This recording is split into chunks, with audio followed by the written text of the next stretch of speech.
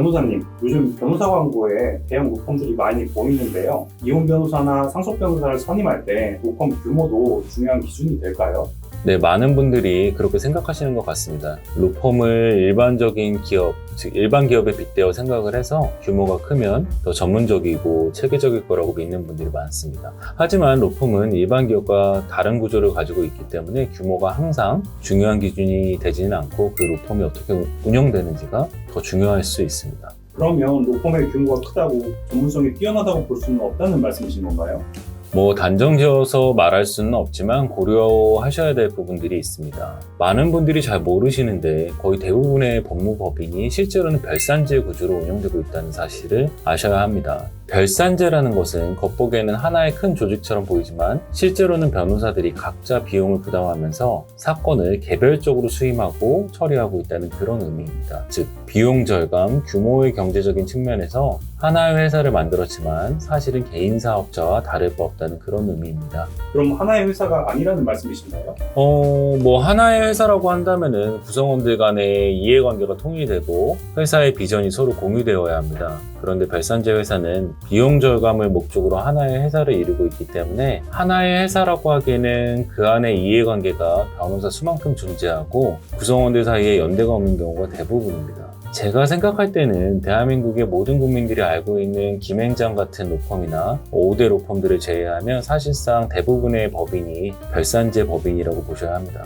최근에는 광고를 공동으로 집행하기 위해서 변호사 숫자가 100명에서 200명 정도의 대형 로펌들도 등장하고 있는데요. 이러한 회사들도 대부분 별산제로 운영되는 것으로 알고 있습니다. 그럼 이혼이나 상속 변호사를 찾으시는 분들은 어떤 점을 보아야 될까요?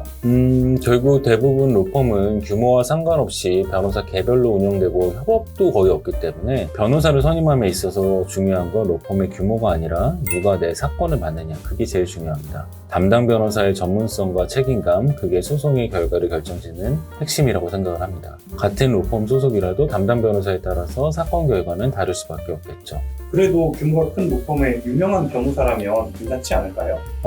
그럴 가능성도 있겠지만 사실상 사건을 수임한 변호사만큼 사건을 수행하는 변호사가 누구인지도 중요합니다. 사건을 수임한 변호사는 정관 출신의 공연차 변호사지만 실제로 사건을 수행하는 변호사는 전연차 변호사의 가능성이 매우 높기 때문이죠.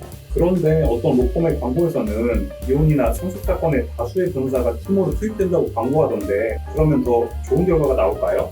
개인적인 생각으로는 이혼 상속 사건에 다수의 변호사를 투입하는 것에는 반대합니다. 물론 금융 분야나 자본시장 분야처럼 해마다 법령이 개정되어가지고 변호사들이 팀을 꾸려서 대응해야 하는 분야도 있습니다. 그런데 이혼이나 상속소송은 성격이 좀 다릅니다. 오히려 변호사가 여러 명 투입되면 책임 소재가 불분명해지고 그에 따른 비용 부담이 고스란히 의뢰인에게 돌아갑니다.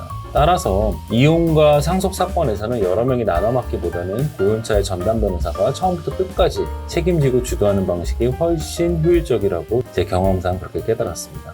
그러면 이혼이나 상속 변호사를 선택할 때 어떤 부분을 확인하면 좋을까요? 결국 중요한 건 로펌의 이름이나 규모가 아니라 내 사건을 누가 어떻게 맡느냐입니다. 그래서 변호사를 선임하기 전에 다음과 같은 부분을 한번 확인해 보시는 걸 추천드릴게요. 첫 번째는 변호사와 커뮤니케이션이 잘 되는지 한번 확인해 보셔야 합니다. 이혼이나 상속 사건은 변호사가 사실관계를 정확히 파악하고 소송 진행 과정에서도 의뢰인하고 긴밀하게 조율해야 하는 그런 종류의 소송인데 그러다 보니까 변호사와의 소통이 얼마나 원활한지가 굉장히 소송 결과에 영향을 크게 미칩니다. 그래서 상담할 때 일방적으로 말만 하는 건 아닌지 내 상황을 충분히 듣고 이해하려는 태도가 있는지 꼼꼼히 살펴보시는 게 좋습니다. 두 번째는 너무 고연차일 필요는 꼭 없지만 이혼이란 상속 분야에서 충분한 실무 경험이 있는지 확인해 보시는 것이 중요합니다. 소송이라는 것은 단순한 법률 지식만으로 해결되지는 않고 실제 재판에서 어떤 전략이 통하는지 어떤 대응이 효과적인지를 알 수 있는 그런 경험이 중요한데요. 특히 최근 몇 년 사이 판례나 실무 흐름이 바뀌는 경우도 많기 때문에 최근까지 해당 분야에서 실제 사건을 맡아본 경험이 있는지 확인해 보시면 좋습니다.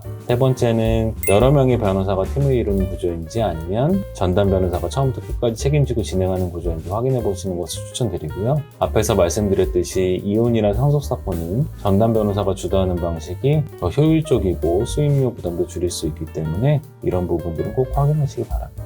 결국 중요한 건 내 사건을 누가 얼마나 책임감 있게 이끌어주는가입니다. 좋은 선택이 좋은 결과로 이루어질 수 있도록 신중하게 판단하시길 바랍니다.